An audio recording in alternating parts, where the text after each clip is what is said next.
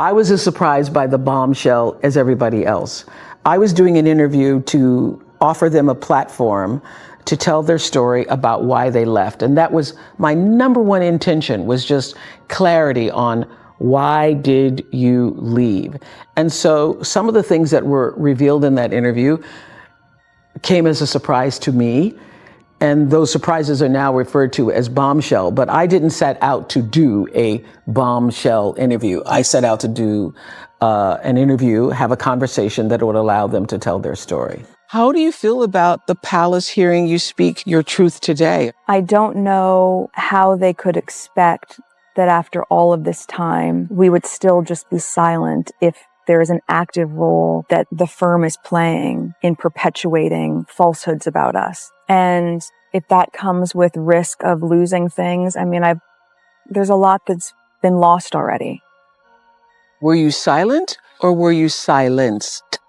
I just want to make it clear to everybody. Oprah Winfrey built a multi-billion-dollar empire on one unwavering foundation: the truth.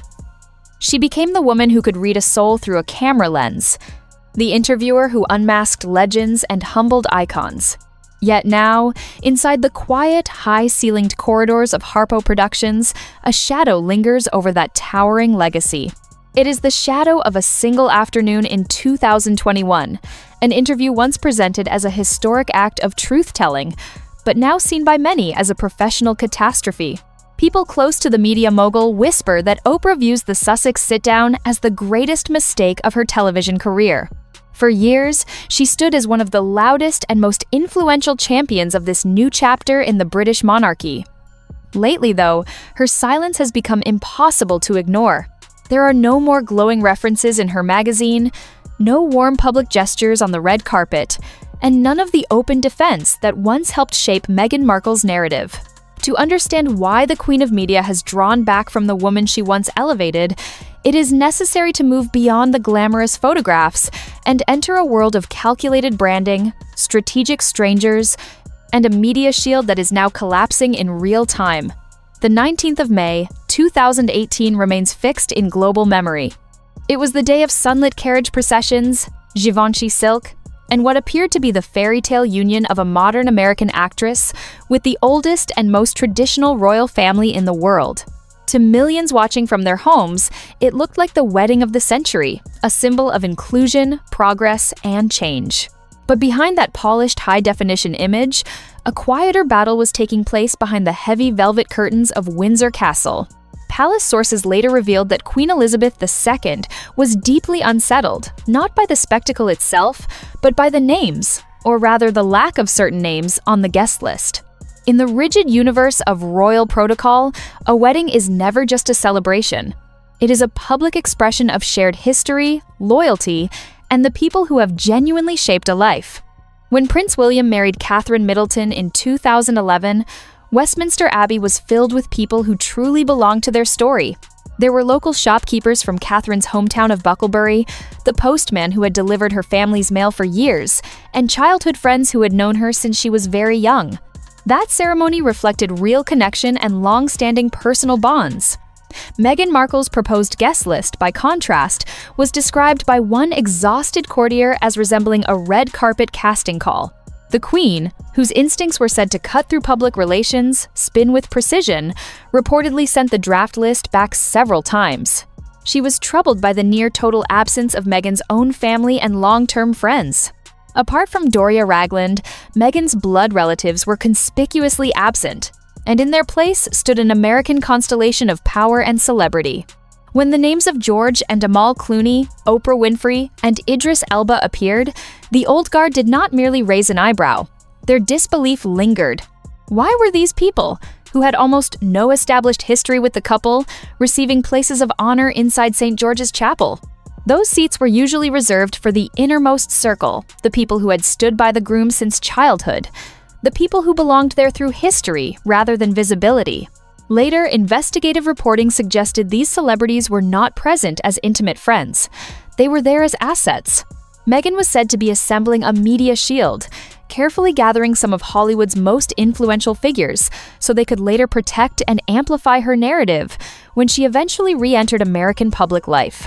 What happened after the cameras stopped recording that wedding only deepened that impression.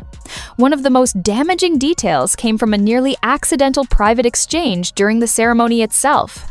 Carolyn Bartholomew, a former roommate of Princess Diana and a guest who actually knew the groom's family, reportedly turned to George and Amal Clooney while they sat inside the chapel and asked how they knew either the bride or groom.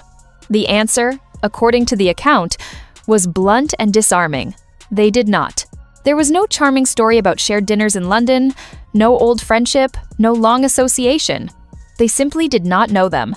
Yet despite that, the Clooneys were treated as top-tier guests, placed in some of the most prestigious positions in the room. The same was said of Idris Elba, and most significantly, Oprah Winfrey. To the monarchy, that felt like an intrusion, a cynical use of a sacred state occasion as a branding exercise for future influence. Catherine's wedding had felt like a warm extension of the British public. Meghan's, by comparison, was seen as a cold, strategic move designed to launch a global identity. Even as the sun set over Windsor that evening, the first visible cracks in this carefully manufactured alliance had already begun to appear. For a long time, Oprah acted as the chief engine behind the Sussex brand. In her magazine, she described entering Windsor Castle with breathless excitement, famously exclaiming, "Woe" at the magnitude of the history around her. She framed the marriage as a triumph of love and a cultural reset the world urgently needed. She even shared a light story about having to change her dress at the last moment to avoid wearing white, presenting that decision as a meaningful show of respect to the bride. But people close to Harpo now suggest that Oprah was seeing more in that moment than she publicly revealed. Behind the praise, she was also measuring the scale of royal grandeur, the immense historical prestige of the institution, and the weight of a world Meghan would never be able to recreate on her own terms. Oprah respected that institution, and she had seen how naturally the Middletons had settled into it. Against that standard, Meghan's wedding, which some insiders described as performative and half-built, planted the first seeds of doubt, doubts that would only grow with time. While the public saw a glowing bride, staff at Windsor were confronting a different reality altogether, one they privately described with the label Duchess Difficult. Reports from the weeks before the wedding were striking. Meghan allegedly asked for the 500-year-old St. George's Chapel to be sprayed with atomizers to remove what she considered a musty smell. To palace officials, that was not simply a request for fresh air, it revealed a profound failure to understand the history and sanctity of the setting. The request was refused immediately because of the risk to priceless historic artifacts and because treating a royal chapel like a film set was regarded as deeply disrespectful. Then came the tasting incident, which became one of the most repeated examples of tension behind the scenes.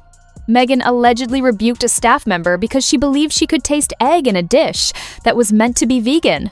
It was at that point, according to the account, that Queen Elizabeth herself intervened and told her firmly, "Meghan, in this family, we do not speak to people like that." Those incidents were not dismissed as ordinary wedding stress.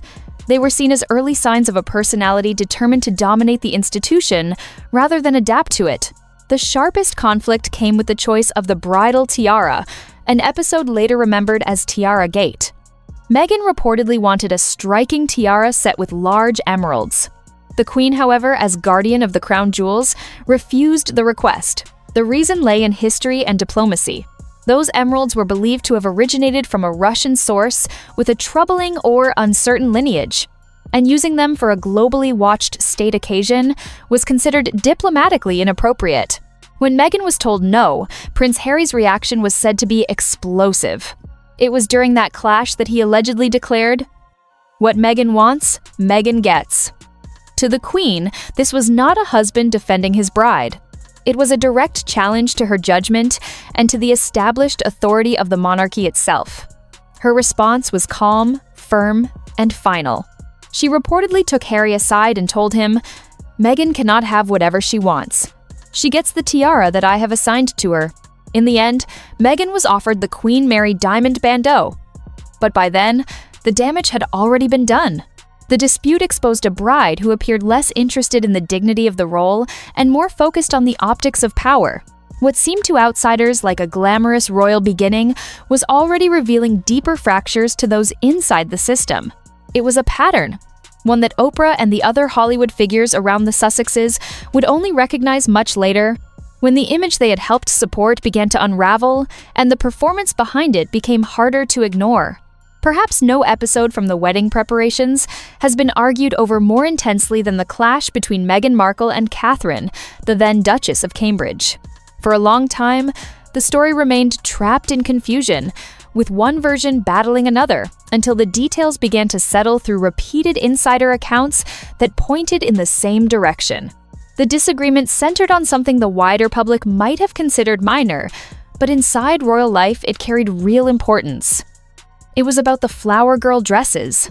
At a grand royal wedding in Windsor, protocol dictated that the young bridesmaids wear tights. That custom was tied not only to formality, but also to the comfort of the children during a long ceremony watched across the world. Meghan, however, wanted a more modern and polished Hollywood look, one that required the girls to go bare-legged. It was not treated as a simple style preference. It was seen as a challenge to boundaries that already existed for a reason. Catherine, who had spent nearly a decade learning how to serve within that institution and respect its rhythms, tried to intervene. Reports from inside the fitting said Princess Charlotte's dress did not fit properly and that the absence of tights was already causing blisters. The atmosphere became tense, and the strain of the moment reportedly left Catherine in tears. Meghan would later claim in the 2021 interview that the reverse had happened, but staff who were said to be present at the fitting consistently maintained that it was Catherine who was visibly distressed by Meghan's hard and unyielding tone. To the royal family, this was never just about fabric or children's shoes. It became another example of Meghan refusing to respect the judgment of those who had lived inside the institution long before she arrived. For William, the way his wife had been treated reportedly marked the end of any hope for a united Fab Four. What might have become a close alliance between the two couples was said to have collapsed in that moment because he saw it as a breach of loyalty that could not be forgotten. That tension became even sharper when placed beside the obvious contrast between the two most recent royal weddings. Catherine's wedding had been approached as a national effort, one built carefully and patiently over months. She was said to have spent that time building goodwill with staff, listening, learning, and absorbing the history behind each protocol. Meghan's approach, according to staff who later spoke, felt entirely different. It resembled a producer running a set. Reports described her becoming intensely focused on camera angles and lighting, while ladies-in-waiting were treated more like assistants in a production than custodians of a royal occasion. That show business instinct grated on those who believed the monarchy functioned through service, continuity, and restraint rather than performance. Oprah, who later spoke warmly and admiringly about the event, did not see that inner turmoil at the time. She saw radiance, freshness, and modern symbolism. She did not see the tears of the future queen or the frustration of palace staff who felt they were dealing with someone determined to direct the institution rather than join it. As the wedding drew nearer, the guest list became the final battlefield. To many inside the palace, the exclusion of Meghan's childhood friends and extended family was deeply unsettling. Those were the people who could have offered a rooted and authentic picture of her life. Instead, their absence created a chilling sense that the past was being erased and replaced with something more useful. By filling the chapel with Hollywood figures who barely knew the couple, Meghan was not simply creating an atmosphere. She was writing a new future in which influence mattered more than history. In the short term, it worked brilliantly.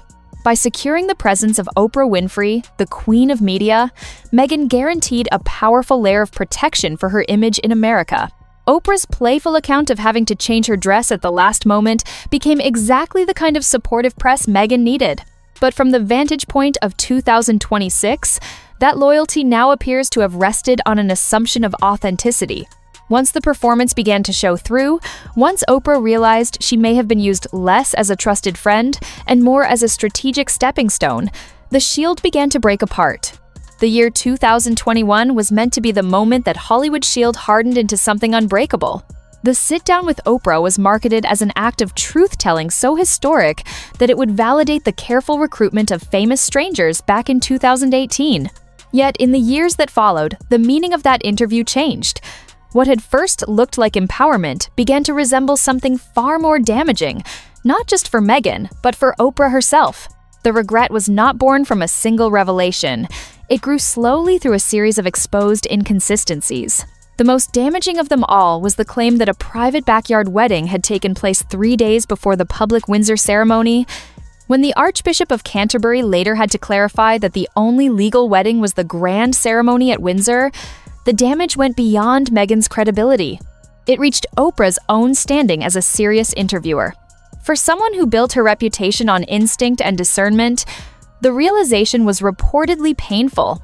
She had given over the full force of her platform, a platform created over decades through trust and careful judgment, to a version of events that increasingly looked like a performance shaped for effect. That understanding cracked the Hollywood alliance that had once surrounded the Sussexes. The same celebrities who had filled the pews as strategic strangers in 2018 began making their own strategic exits. The most visible withdrawal came from George and Amal Clooney. Once presented as part of the Sussex world, they appeared to shift back toward the enduring prestige of the monarchy itself. George Clooney's later appearances alongside King Charles III at Prince's Trust events in 2026 were read as a quiet but unmistakable sign. Those who had been drawn into Meghan's orbit were moving back toward traditional legitimacy. The shift in Hollywood was not loud. It was precise. It was not built on open attacks, but on omission. An email went unanswered. An invitation never arrived. A connection cooled without explanation. Reports that Viola Davis had requested seating that kept distance between her and Meghan were treated as more than celebrity gossip. They reflected a broader mood inside a world that no longer wanted to be associated with a brand that now seemed overly constructed. Even Gayle King, once one of the most vocal defenders of the Sussexes, reportedly felt the tension when it emerged that Meghan had been pitching the same documentary concepts to multiple influential figures at once. The people who believed they were being trusted discovered instead that they may have been treated as stepping stones. And that realization hit hard. It did not merely bruise feelings, it altered calculations. The inconsistencies extended beyond the palace story and into the domestic image Meghan tried to project. The now familiar scene involving Archie's chickens during the interview was meant to create an atmosphere of earthy simplicity and relatable family life. Yet among Harpo insiders, it was later whispered about in the same way as the wedding guest list, as another carefully arranged image rather than an untouched moment. For Oprah, whose entire public life has been built around the authority of truth, the growing sense that she had enabled a public relations exercise rather than a raw and honest conversation led to deep disappointment. The joyful "whoa" of 2018 gave way to a quiet and firm distance. Hollywood may trade credibility for access every day, but once credibility itself becomes damaged, access is no longer worth the cost. The admiration that had once surrounded Meghan began to turn into caution, and the people who had once served as her protective wall began stepping back one by one. As the official ceremony came to an end in 2018 and the guests moved toward the reception, the media shield was already beginning to shake from within. The public had just watched a sunlit carriage procession and a royal wedding presented as a radiant modern fairy tale, but inside the reception, the atmosphere was described by several insiders as formally polite and socially cold. The afternoon gathering hosted by the Queen was meant to carry the warmth and dignity of royal tradition. Yet the presence of so many VIP strangers created a visible divide in the room. Oprah Winfrey found herself surrounded by the British establishment, people who had spent decades serving the crown and who understood the monarchy not as spectacle, but as duty, continuity, and inherited responsibility. Reports from that time suggested that although Oprah was treated with full respect, there was still an unspoken tension hanging over the room. The amazement she had felt in the chapel began to collide with the reality of a guest list that seemed stripped of real personal history. Staff also noted a jarring inconsistency in the behavior of the bride herself. Meghan, as some described it, seemed to be operating in full production mode. She did not appear focused solely on the meaning of the union, but on the narrative beats of the occasion and how each moment would be absorbed and remembered. Where Catherine's reception in 2011 had been remembered for warmth, for ease, and for the way familiar figures were genuinely welcomed into the heart of the celebration, Meghan's reception gave off the feeling of a high-level power mixer. The A-list strangers had effectively been placed into the role of a new royal inner circle, And that decision deeply offended people who had known Prince Harry for years, as well as members of the Spencer family who saw what was happening in real time. To anyone with a sharp eye for social dynamics, the trade being constructed was becoming clear.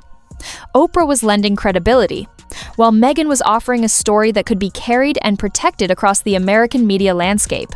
Oprah's later witty recollection about changing her dress at the last minute fit perfectly into the role she had been given: the respectful ally, the gracious witness, the powerful public supporter. But behind the scenes, the inconsistencies were already mounting. The exclusion of Meghan's father, Thomas Markle, and the removal of so much of her past created a vacuum of authenticity that even immense Hollywood star power could not fully conceal. By the time the evening reception at Frogmore House began, the strategic nature of the guest list had become one of the main subjects of hushed conversation. The Hollywood guests were beginning to understand that they had not merely been invited to attend a wedding, they had been onboarded into a brand. From the vantage point of 2026, that recruitment strategy now appears to have led directly to its own collapse. The very people Meghan had drawn around herself as a protective shield became the first to quietly withdraw. What began at Windsor as a carefully built alliance ended in a kind of corporate and social unraveling. The shield did not merely crack, it fully dissolved. What remains now is a lesson about the difference between calculated influence and authentic prestige.